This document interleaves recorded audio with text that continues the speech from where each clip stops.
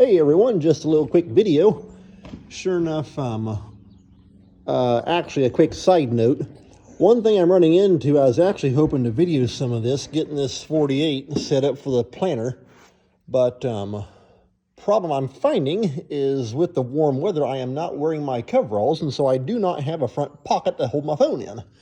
And so I'm going to have to try and figure out some kind of a holder, that way I can take and hook my phone on the front of me somehow.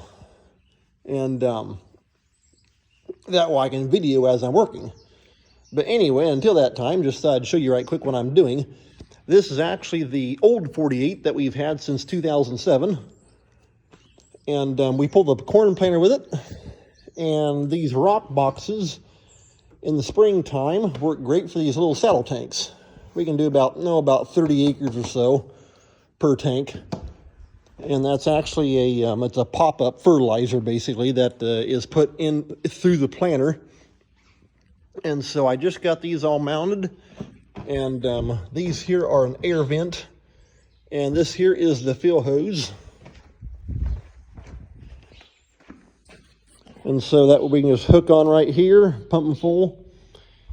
Back here and behind is just open up that little ball valve right there. It goes down, actually it looks the same way on both sides.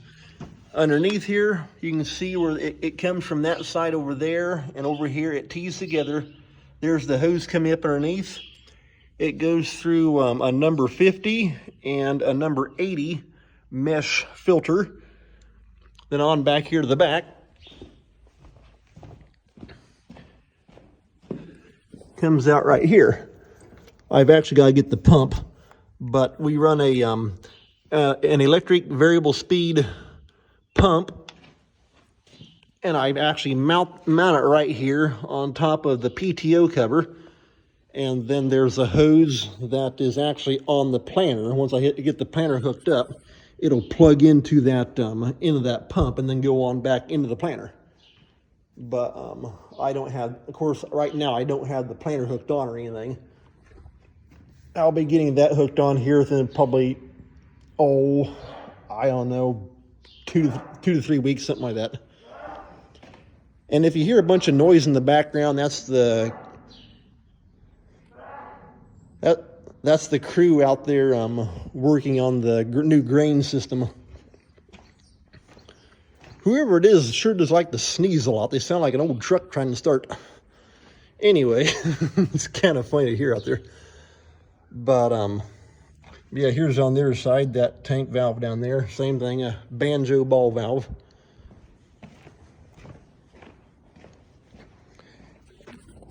And then that wire right there coming down out of the cab is what I hook onto the little pump motor. There's a variable speed dial control up there that hooks into it.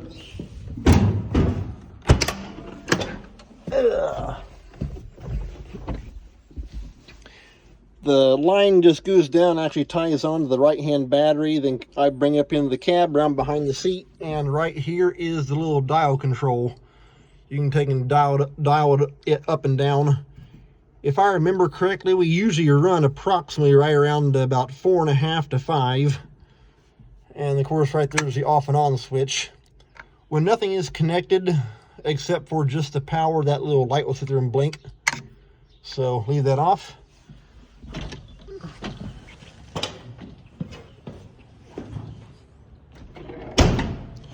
And so yeah, that's basically getting it set up for the planter. I'm all done with the plumbing as far as that goes. And right now on this tractor for the springtime, for years it had, well actually when we got the tractor, it had like big halogen type lights, and I converted them over to like a pod LED. Well, and then those worked okay for about the first year, and then I went and changed that part again. There goes my neighbor by on his Harley. And so I now actually take and mount this 30-inch light bar, 50,000 lumen. However, with this light bar, I've actually been having trouble with it. Last year when I actually used the garden hose and on the radiator on this thing when it was on the planter, and the light was up here on the front weights. And somehow I hit it with the garden hose accidentally because I was using like a big brass nozzle on the end, so it kind of points it down to a pretty fine point. And it somehow shot water into this thing, and you can see it's got moisture in behind that plastic.